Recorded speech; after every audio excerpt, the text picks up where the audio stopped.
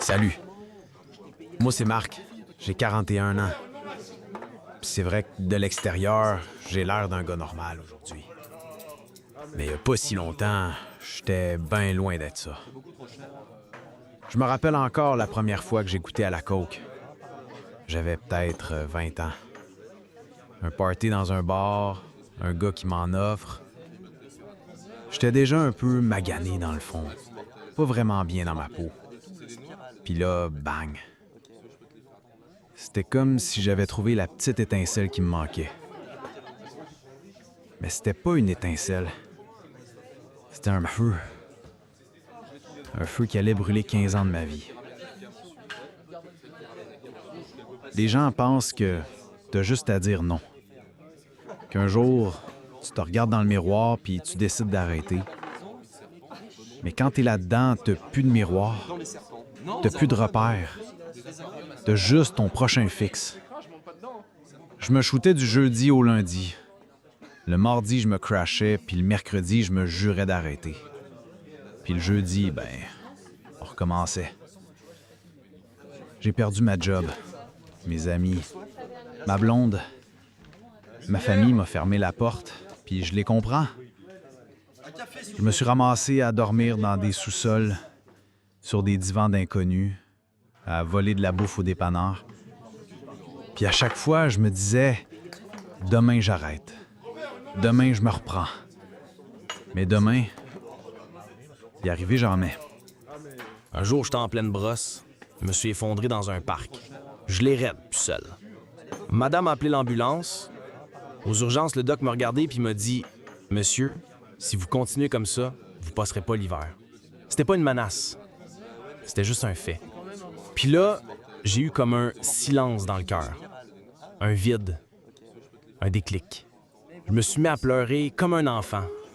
Pas parce que j'allais mourir, mais parce que j'avais plus personne pour qui vivre. J'ai cogné à la porte d'un centre. Le premier, ils m'ont refusé. Il n'y avait plus de place. Mais le deuxième, ils m'ont dit oui. 28 jours de thérapie. 28 jours de larmes, de tremblements, de rage, de honte, mais aussi 28 jours d'humanité. Des intervenants qui m'ont pas jugé. Des gars comme moi. Puis pour la première fois, j'ai vu que j'étais pas un monstre. J'étais juste un humain qui avait perdu pied. Aujourd'hui, ça fait 7 ans que je suis sobre. Puis je peux te le dire, c'est pas arrivé du jour au lendemain. C'est chaque jour un combat, mais c'est un combat que j'ai choisi de mener. Parce qu'à un moment donné, tu dois choisir de vivre. Un jour des janvier, il faisait -20. Je regardais dehors, puis je pensais aux gens qui dorment dans la rue. Je me suis rappelé toutes les nuits où j'avais une froid, où j'avais faim, où j'avais juste envie que quelqu'un me voie, me parle, me tende quelque chose. Puis là, je me suis dit, Marc, t'as reçu de l'aide? Là, c'est à ton tour d'en donner.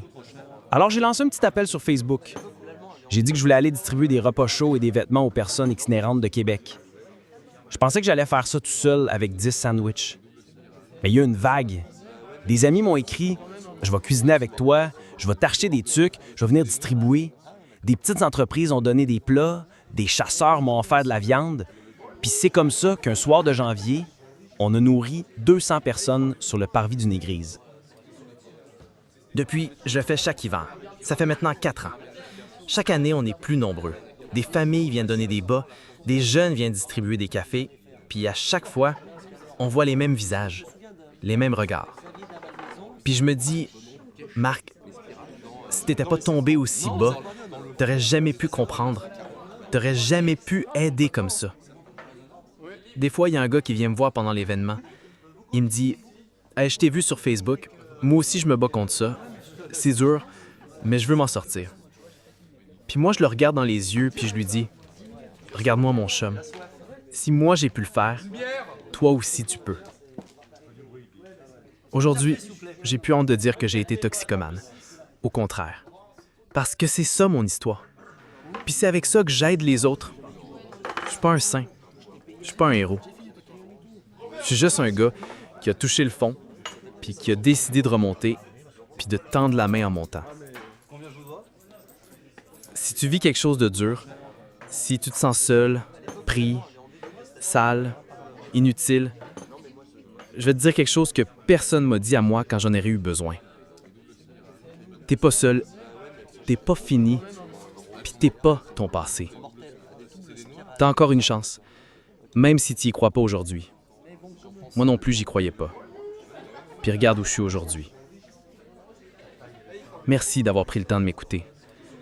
Puis si un jour tu croises quelqu'un qui a l'air de rien, qui pue un peu, qui titube dans une ruelle, rappelle-toi que derrière ça, il y a une histoire. Il y a une personne. Puis peut-être, juste peut-être, un futur qui attend qu'on l'aide à naître. C'était une histoire vraie, touchante, inspirante, puis tellement humaine. Si toi aussi t'as une belle histoire à nous raconter, une histoire de résilience, de transformation ou d'espoir, n'hésite pas à nous l'écrire.